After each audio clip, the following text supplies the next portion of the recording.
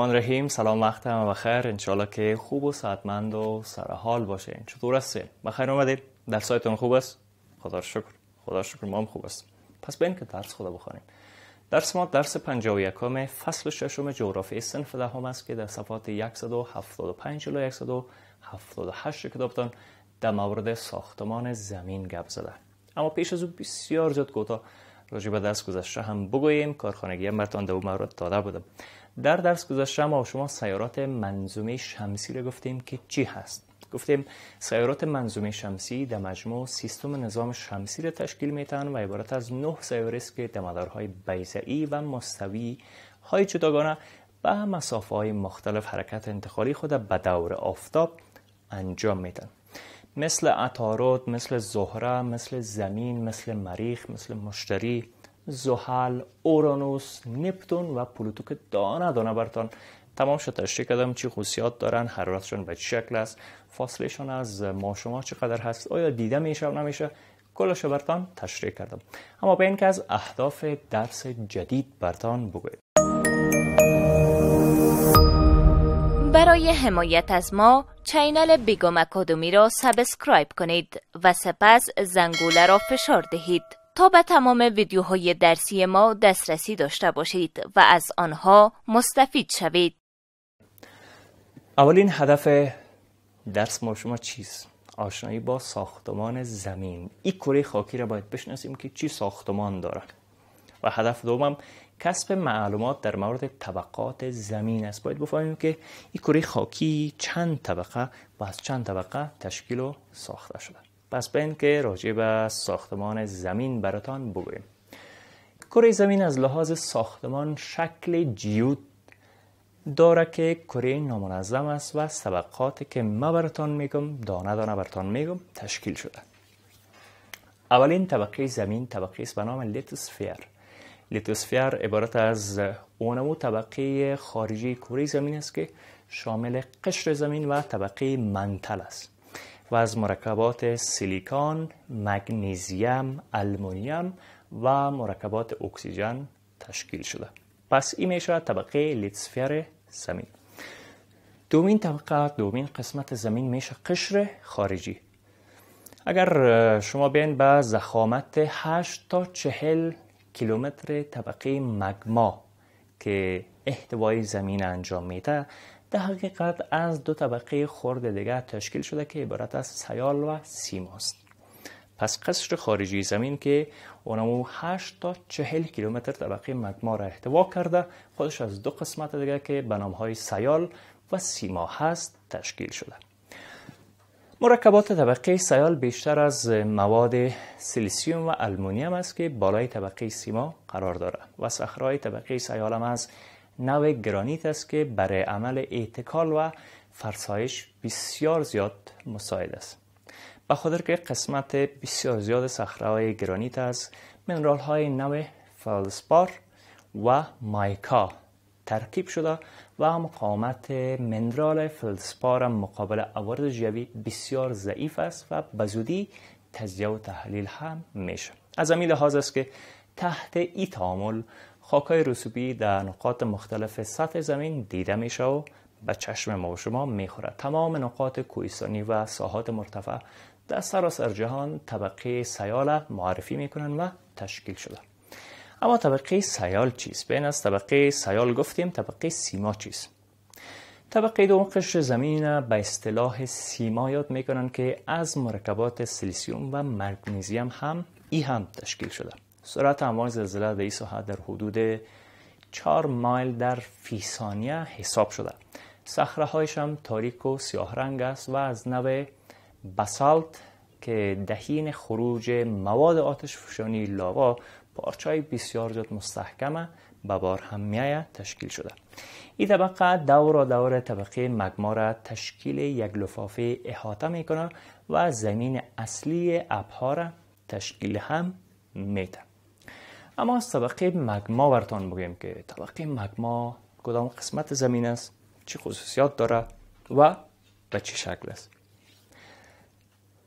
ضخامت طبقه مگما 2895 کیلومتر است و مهمترین مرکباتش هم آهن، مگنیزیم و سیلیکیت است. یعنی طبقه مگما از 3 چیز تشکیل شده: آهن، مگنیزیم و سیلیکیت. ترکیبی عناصر منرال ها احجار مستحکم و صخره ها را هم به بار آورده و تکانهای خرد و بزرگ تکتونیکی، زلزله ها و انفجارات آتشفشانی طبقه سیما را از پارچه شدن، شکستن و از هم ریختن زیاد محافظت میکنه و توازن و تعادل طبقه قشر خارجی و داخلی زمین یعنی سیما و سیال در حقیقت طبقه مگما برقرار میسازد. اما هسته زمین، از قسمت هسته زمین برتان بگویم. هسته زمین یا کور. هسته زمین هم دارای 2 طبقه متمایز است و به نامهای هسته خارجی و هسته داخلی یاد میشن که از لحاظ ترکیب، کیفیت فیزیکی و خواص کیمیایی هر کدام اونها از یکی دیگه خود متفاوت و متمایز هستند. هسته خارجی هم دارای ضخامت 2220 کیلومتر است و مرکبات مهمش هم نکل و آهن تشکیل میده. هسته داخلی که ضخامتش به 1255 کیلومتر میرسه، مرکبات این ناحیه هم شبیه هسته خارجی از نکل و آهن است، اما بیشتر خصوصیت مغناطیسی را داره و ساحه مغناطیسی زمین تشکیل میده. و از حجم و اندازه زمین براتان بگویم که به چه شکل است و یک جدول براتان نشان میدم که شما حجم و اندازه خود زمین بفهمین و امروز بلد شوید که حجم زمین چقدر است و اندازه زمین چقدر است. زمینی که ما شما در او زندگی میکنیم از فضا مثل جواهر آبی و سفید می درخشه و معلوم میشه. زمین 30مین سیاره نزدیک به آفتاب است و از نظر بزرگی هم 5مین سیاره محسوب میشه که شعاع استواییش به 6378 کیلومتر میرسه. شعاع قطبیش هم 6356 کیلومتر است. شعاع کره زمین به طور اوسط هم 6371 کیلومتر است. فرو رفتگی قطبین نسبت به شعاع آفتابیش هم 21 کیلومتر میشه. طول محیط استواییش هم 40076 کیلومتر میشه. دقیق گفتم براتون بگویم که اشتباه نگویم. و طول یک درجه خط استوا هم 111.321 کیلومتر است و طول یک دایره نصف النهار زمین هم 40009.16 کیلومتر است و مساحت روی زمین هم میشه 510 میلیون و 100,000 کیلومتر مربع که بسیار زیاد، ماشاءالله زیاد است. و حجم زمین چقدر است؟ حجم زمین هم فوق العاده زیاد است. 1,083,320,000,000 کیلومتر مکعب میشه حجم کلی زمین. این هم از حجم و اندازه زمین که براتان گفتم. اما قطعات خشک و آب زمینه بگیم. اگر شما به کره مجسمه نظر بندازین که منظور مدل زمین است، کره زمین در نگاه اول 2 پدیده مهم آشکار میسازه. یک قطعات خشکی که یکی بر 3 حصه زمین احتوا میکنه. دوم بحر آرام یا بحرالکاهل ساحه وسیع زمین در بر میگیره که بحر هند هم در جنوب آسیا و اقیانوس اطلس به شکل اس طویل و شمال هم به جنوب افتاده. بحر منجمد شمالی در قطب شمال و بحر منجمد جنوبی در اطراف انتارکتیکا موقعیت داره.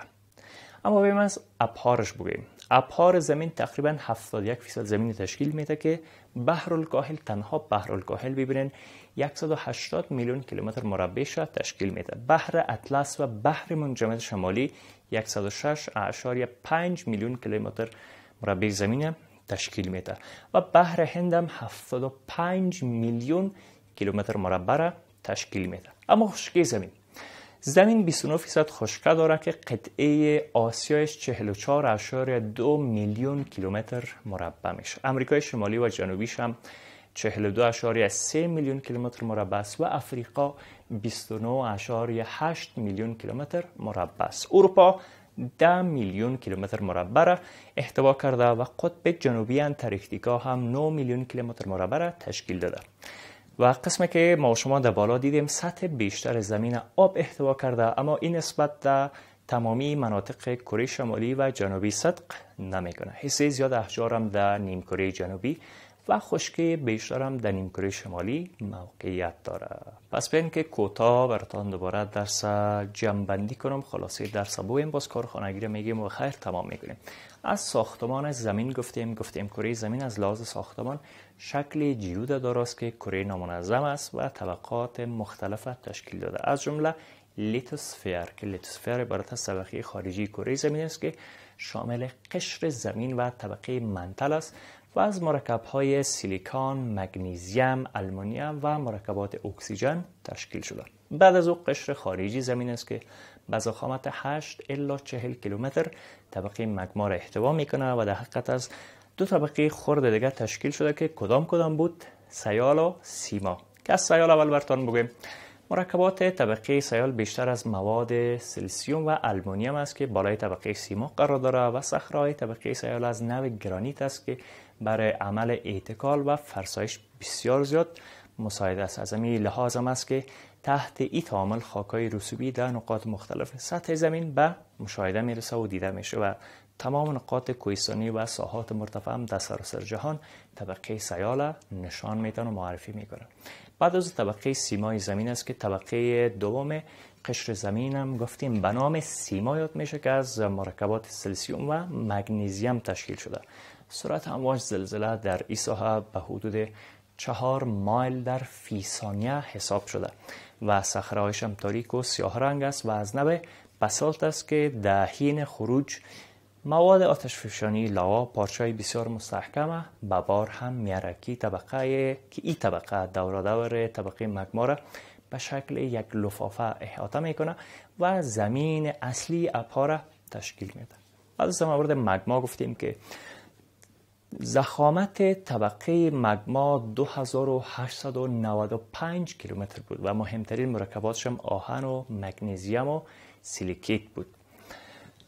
بعد از او در مورد حجم و اندازه زمین براتون گفتیم که زمین که ما شما در زندگی میکنیم از فضا به شکل یک جوهر آبی و سفید میدرخشه و دیده میشه و زمین سیومین سیاره نزدیک با آفتاب است و از نظر بزرگی هم پنجمین سیاره به حساب میره. در مورد قطعات خشک و آب زمین گفتیم اگر شما به کره زمین ببینین، کره زمین در نگاه اول دو پدیده مهمه نشان میده، که قطعات خشک و دوم هم آبی زمین که قطعات خشک یک بر 3 حصه سطح زمین احتوا میکنه و بحر آرام یا بحر الکاهل ساحه وسیع زمین در بر میگیره. بحر هند در جنوب آسیا و اقیانوس اطلس به شکل اس طویل و از شمال هم به جنوب افتاده. در مورد ابحار براتون گفتم که 71% کره زمین ابحار تشکیل میده، مثل بحر الکاهل، بحر اطلس و بحر منجمد شمالی و بحر هند. بعد از در مورد خشکی زمین گفتیم که 29% خشکی زمین خشک تشکیل میده و قطعه آسیا گفتیم 44.2 میلیون کیلومتر مربع است. امریکای شمالی و جنوبی هم 42.3 میلیون کیلومتر مربع، افریقا 29.8 میلیون کیلومتر مربع، اروپا 10 میلیون کیلومتر مربع و قطب جنوبی انتارکتیکا هم 9 میلیون کیلومتر مربع است. یم از آب و خشکی زمین که براتون گفتم. ان شاء الله فهمیدین؟ بسیار خوب. نشه کنید کار خانگی. سوال اول: زمین چه شکل ساختمان دارد؟ زمین چه شکل ساختمان دارد؟ تشریح میکنین که به این دلیل این شکل و ساختمان دارد. سوال دوم: قشر خارجی زمین چگونه است؟ شرح دهید. قشر خارجی زمین چگونه است؟ شرح دهید. سوال سوم: مقدار خشکه ها و آب زمین چقدر است؟ بنویسید. مقدار خشکه ها و آب زمین چقدر است؟ بنویسید. 3 سوال کار خانگیتان. یک بار دیگه تکرار کنم. زمین چه شکل ساختمان دارد؟ سوال دوم: قشر خارجی زمین چگونه است؟ شرح دهید. سوال سوم: مقدار خشکه ها و آب زمین چقدر است؟ بنویسید. 3 سوال کار خانگیتان. ان شاء الله گرفتین؟ فهمیده شد؟ بسیار خوب. درس ما دیگه تمام شد. تا که بازم همدیگه را میبینیم. خداوند حافظ و نگهدار. قبل از آغاز درس بعدی وقفه کوتاه میگیریم.